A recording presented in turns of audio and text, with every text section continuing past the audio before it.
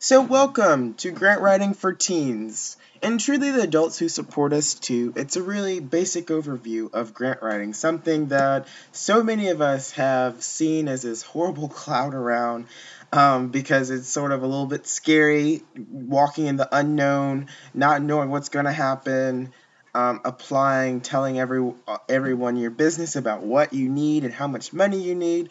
Not everyone's really all up to that, but if you're really visionistic and you really have those really far out there ideas, sometimes grant writing is really fun to put it all down in the paper and explain it to someone thoroughly and wait truly to see what they think about it.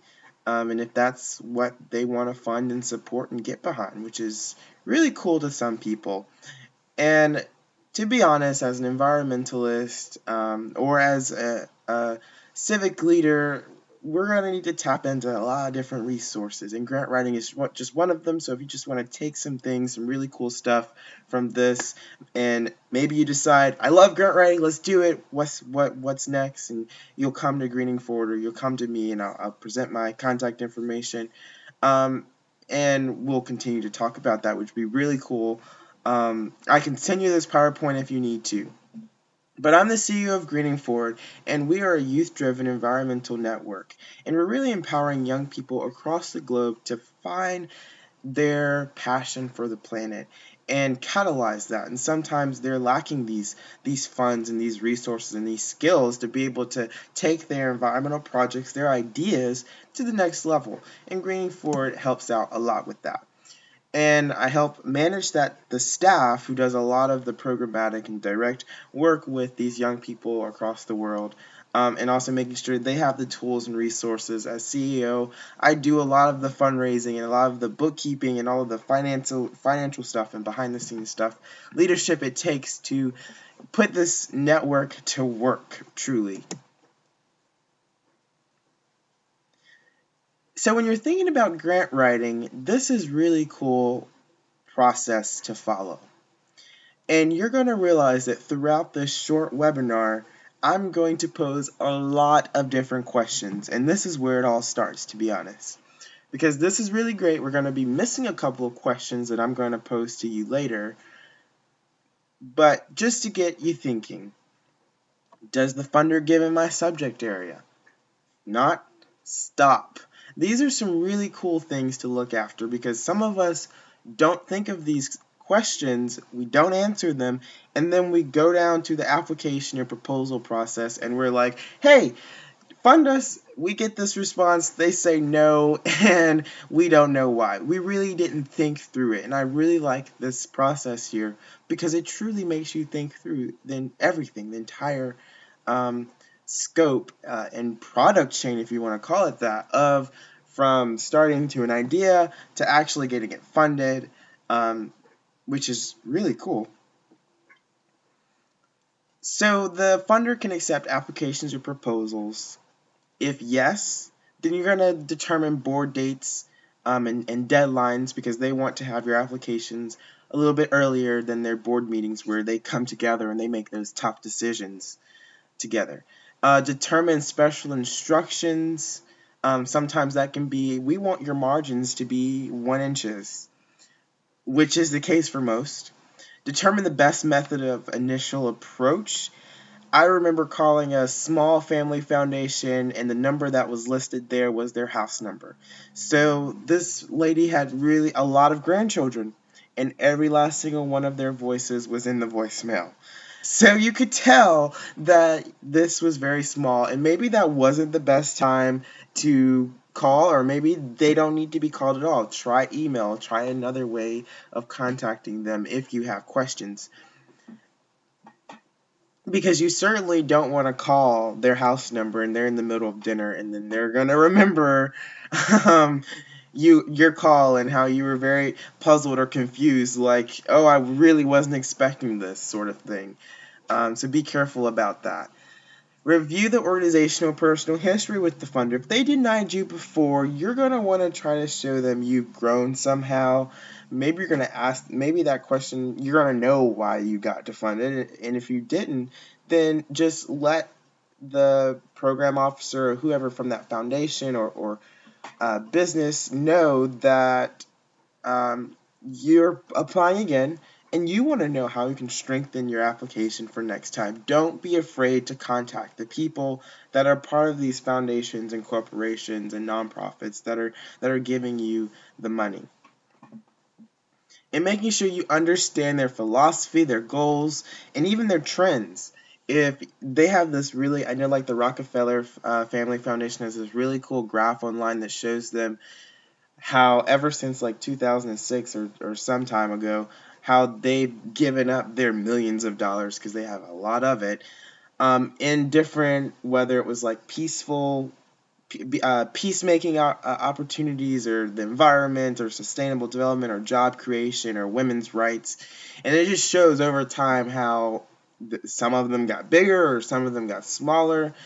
And you'll see that they've taken a really huge focus on ending coal power plants and ushering a new generation of clean power and clean energy technology. And so just looking at those trends is just one way you can understand that funder a little bit better.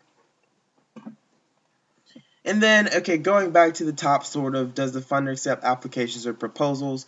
Look at the list of grantees and see their range and type of organizations that were funded. If you see a lot of political organizations, that's cool. If you're a political, environmental, or whatever organization, then maybe that's a good match for you.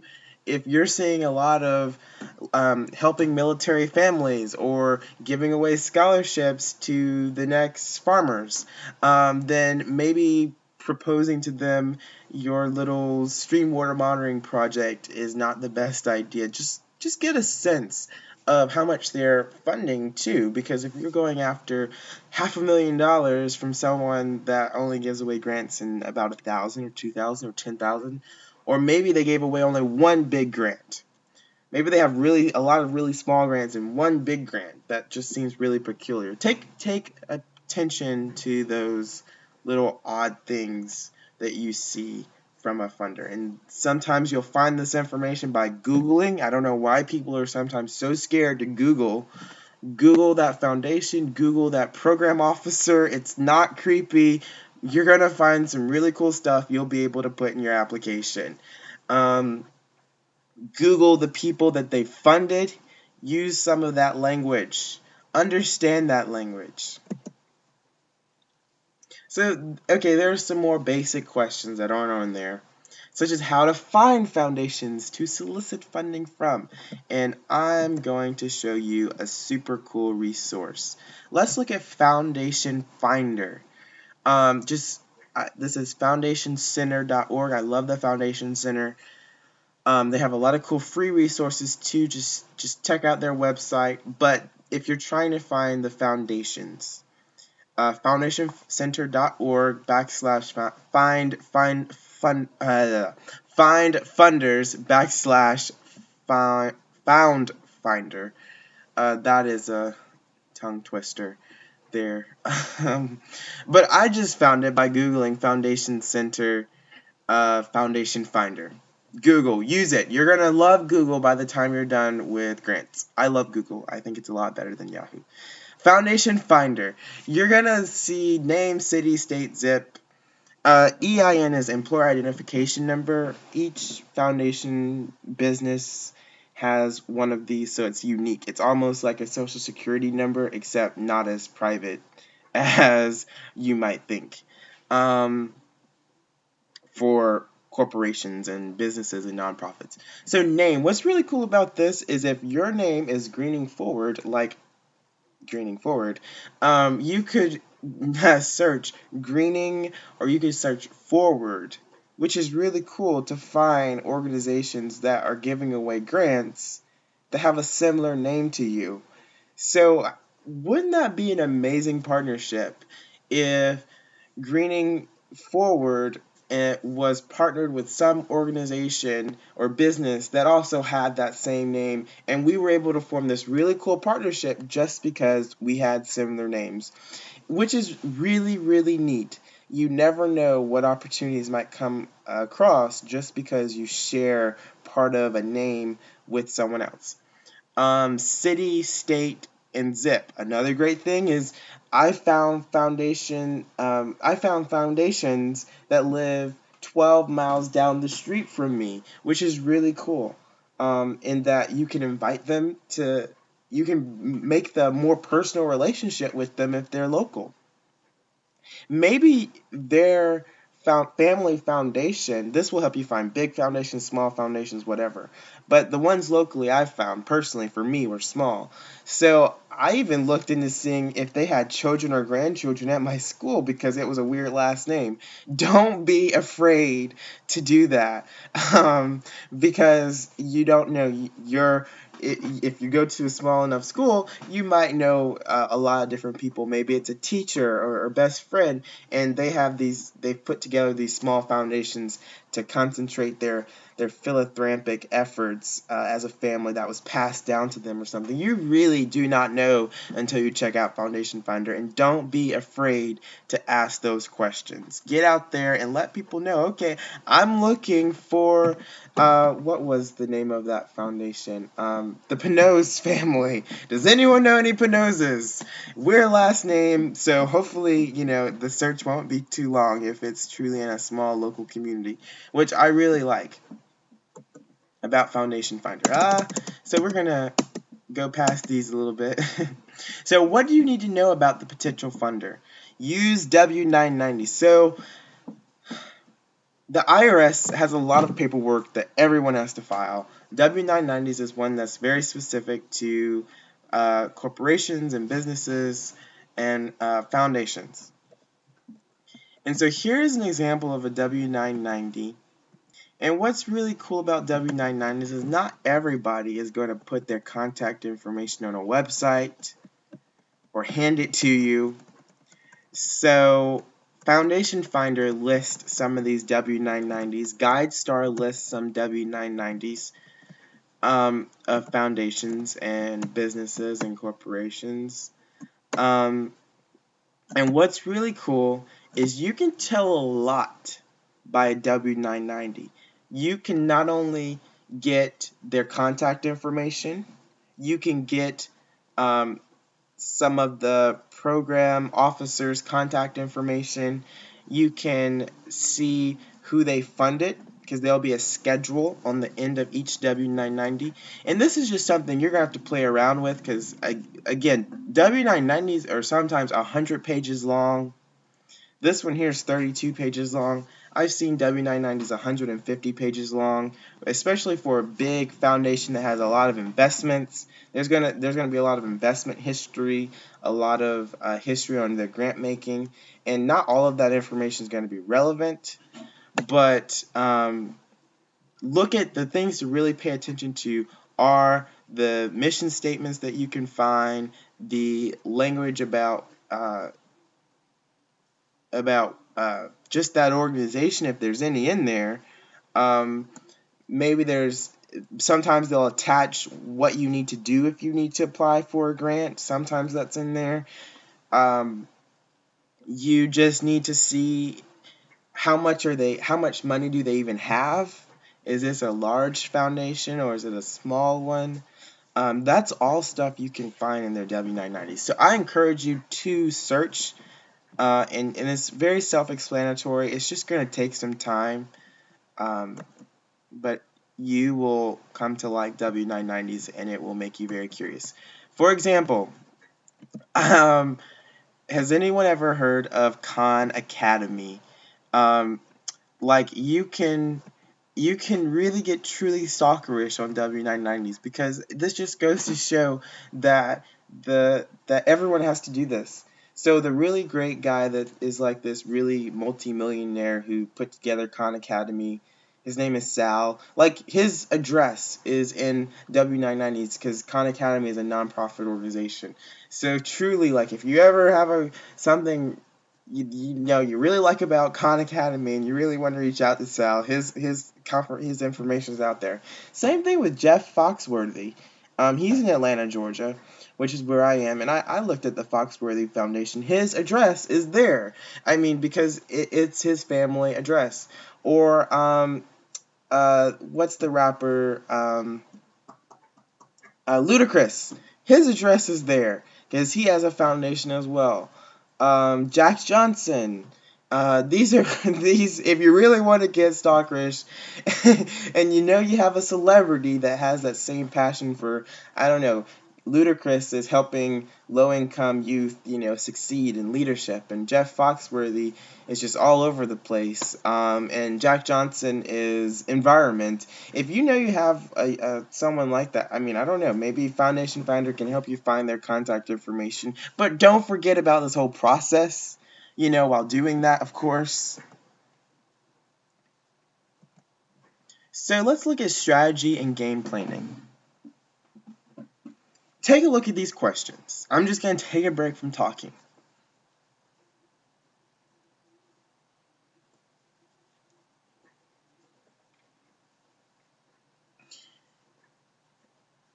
And this is answering, what can you do to help yourself through the process? If you don't have the time to do strategy and game planning, you don't have the time to write grants. It's a waste of time if you're not prepared to ask yourself these questions truly and thoughtfully, put them all together. So I'm going to show you a very complicated document. So when you're trying to determine how much money you need, that's research. If you need camping gear, you need to specify, I need this sort of camping gear. It's going to cost this much, and this is the quantity of tents, quantity of grills, or whatever I'm going to need. So you got your goal. You're going to assume we've already gotten there, because if you've gotten to the grant stage, you should already thought through all of that stuff. And then you need to take a look at how many grants and at what value of each grant you're going to need to apply in order to get that goal. So this is what you're going to call a confidence system. If it's going to cost you, I'm going to say $375,000 to do $375,000 to do this camping trip, which would be ridiculous. This is not what this is for. I'm just pulling this document just to show you as an example. And let's say GM, you're going for $200,000 from General Motors. Your confidence is 100% you're going to get that. So you got that. I mean, you have $200,000 towards your $375,000 goal. Now, not everybody you should have 100% confidence for. There's going to be quite a few. You're going to be very weary. You're going to be even 10% sure. So multiply. This is what you're going to do to make sure that you've sort of gotten all the holes there and that you're really on track. Multiply your confidence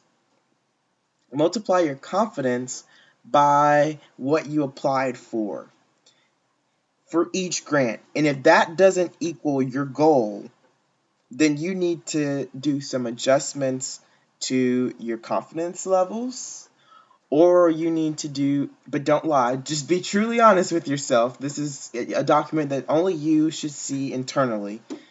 And evaluate if you need to apply for more grants. And also, don't think that because your goal is $10,000 that each funder that you need to go to needs to be $10,000. You can get there step by step. Please understand that. So basically, this system is helping you to close all of the gaps that you might encounter in case somebody says no. If someone says no, then you may have been already well calculated that in your confidence level. And so you're sort of expecting that, okay, it's okay if they say no, because I have a bigger confidence level here, and maybe they will say yes, sort of thing. So it will help you understand that you're on track by using your confidence for each of those, percentage confidence for each grant that you applied for, and until that meets your goal. Another thing is Be very clear about your confidence levels. Don't let it be something like, I'm going to give values of 10, 20, 30, 40, 50, 60, 70, 80, 90%. Maybe you only want to do it in 4s or 5s, such as 20% or 40%, 60%, 80%, or 25, 55, or 25, 50%, 75%. Maybe you don't even want to give away 100s to grants and their values until you've have that committed. So maybe 100% are for if Staples, for example, give you that money that you asked for. That would be a 100%. But it's up to you to determine. Maybe you really truly feel confident that they're going to give you 100% of what you asked for even before you've gotten that okay from them that yes, we want to fund you. But be very careful and don't give away too many 100%. Be very very conservative when it comes to grants, because you might get disappointed because no is a very popular answer. Another thing is just maintain your sanity. Follow and adhere to those deadlines and grant requirements. Take a break, ask questions, don't procrastinate. Really simple. Self-confidence in you. You got a lot of things going against you, but you also have a lot of things going for you as a young person. Take advantage of that. Don't be afraid to let them know that you are a young person and that your team is youth led and that this process is new to you.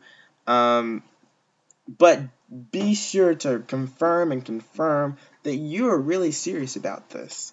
That what you're applying for is something you're going to truly be able to do. You also have to build a sense of confidence that you have to prove to the funder at the same time that you're going to be able to say what you're going to do, what you said you were going to be able to do. So this is the big question. What is the best advice from grant writing? It's very simple. Make those connections. The number one reason grants are denied is failure to make those connections. So this is a funny picture. What are you doing in space, tiger? You're a tiger. You don't belong in space. You can't even breathe there. Very simple. You don't want to put yourself in a situation where the funder is like, why did I get this? Why is this at my desk?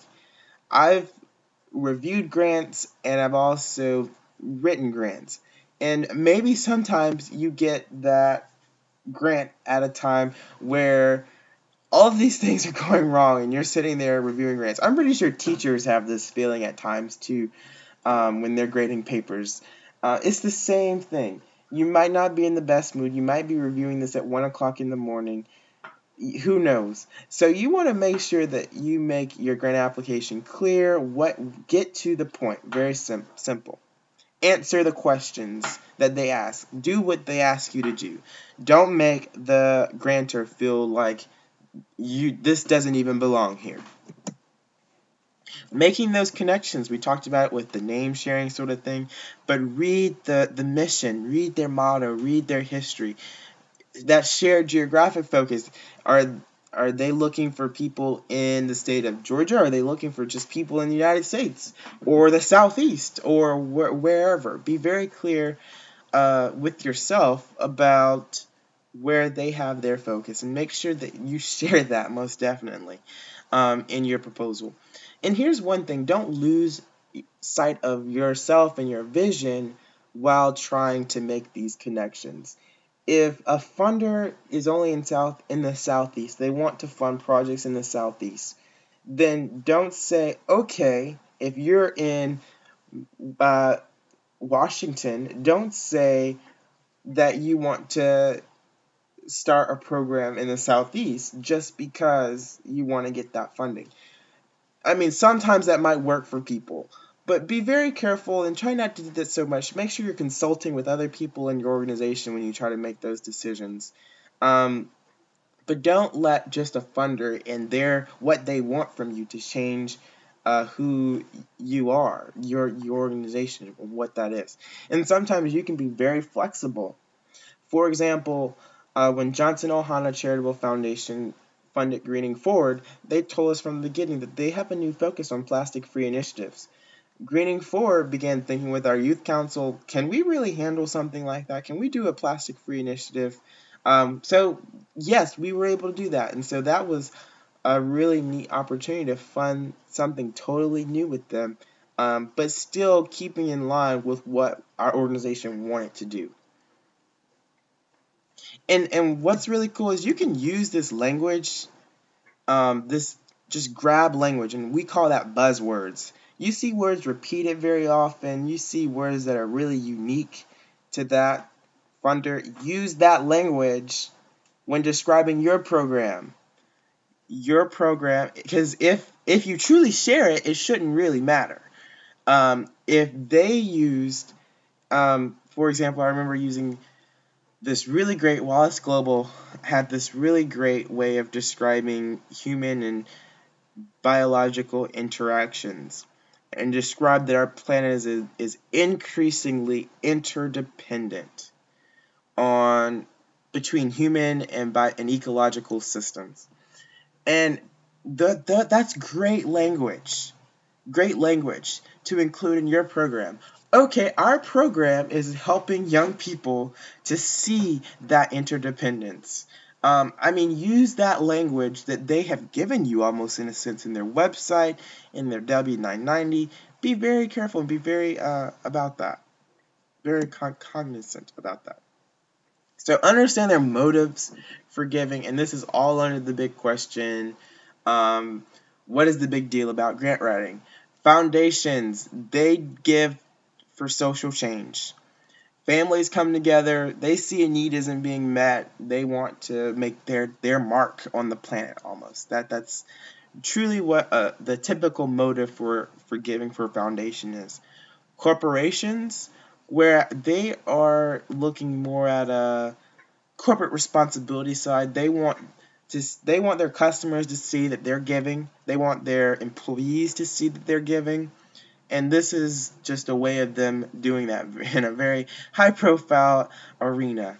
Um, for example, Wells Fargo has embraced LGBT couples in like their insurance plans for their employees, their company employee insurance plans.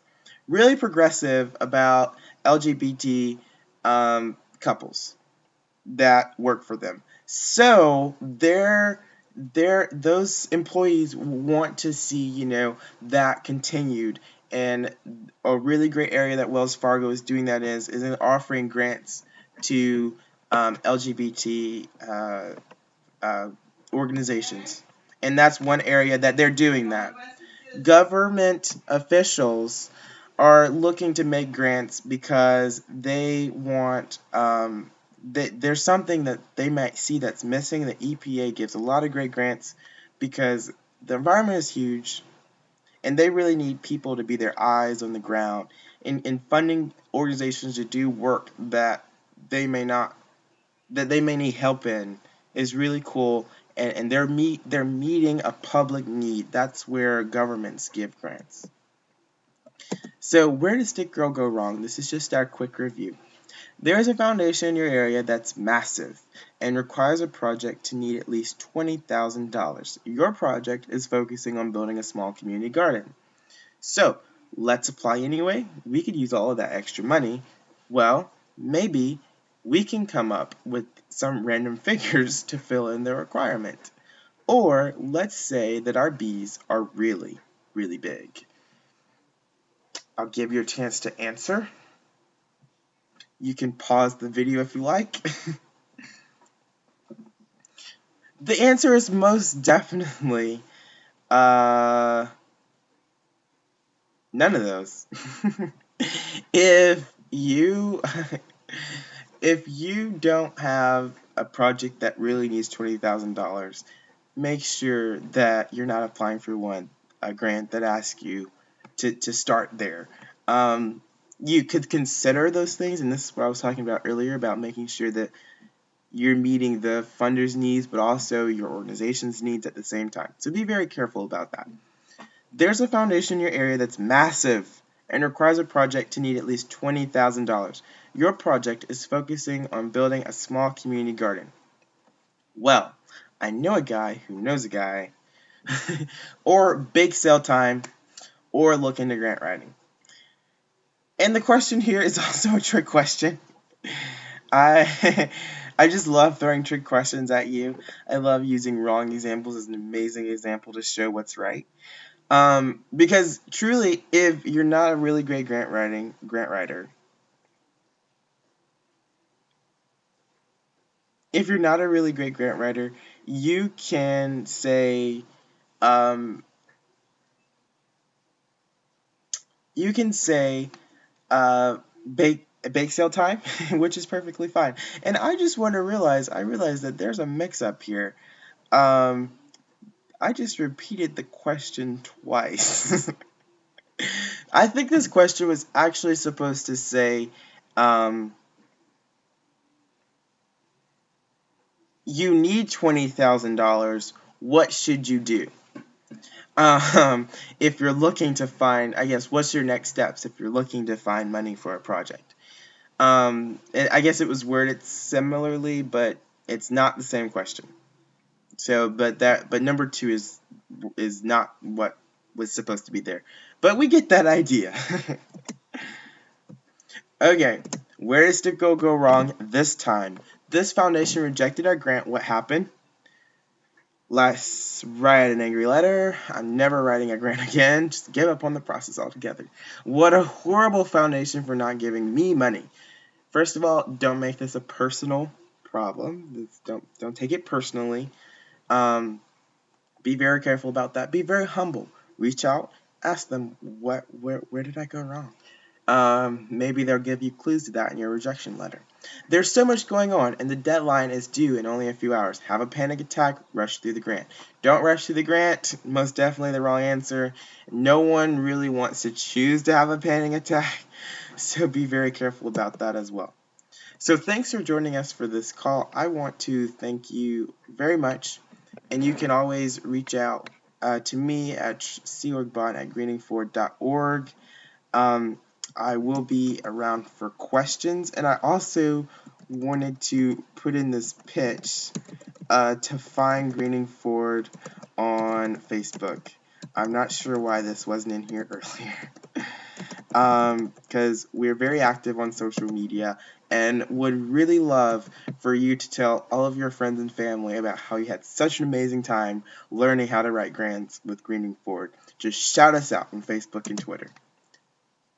Thank you very much.